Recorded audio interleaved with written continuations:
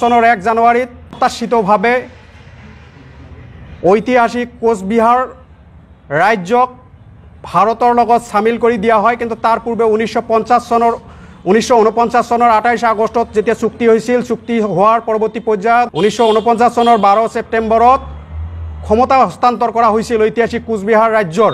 কিন্তু দুৰ্ভাগ্যজনকভাৱে 1 জানুৱাৰীত এই ঐতিহাসিক ৰাজ্যখনক বংগৰ এখন জিলা হিচাপে সামিল কৰি দিয়া হয়। তাৰে প্ৰতিবাদত 12 ছেপ্টেম্বৰত যেহেতু আমাক ক্ষমতা হস্তান্তৰ কৰিছিল তেতিয়াৰ ভাৰত চৰকাৰে, গতিকে আমি পুনৰাই বিচাৰিছোঁ যে অতি শীঘ্ৰে ঐতিহাসিক কামতাপুৰ ৰাজ্য বা গ্ৰেটাৰ কোচবিহাৰ ৰাজ্য পুনৰ গঠন কৰি পুনৰাই ভাৰত চৰকাৰে আমাক আমাৰ সেই পিতৃপুৰুষৰ ঐতিহাসিক গৃহভূমি উভতাই দিব লাগে।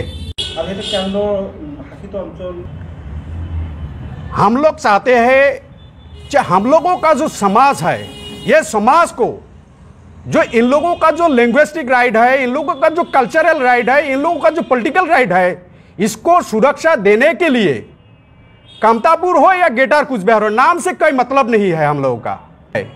तो ग्रेटर कुचबिहार और कामतापुर क्या फर्क है? कुछ फर्क ही नहीं है।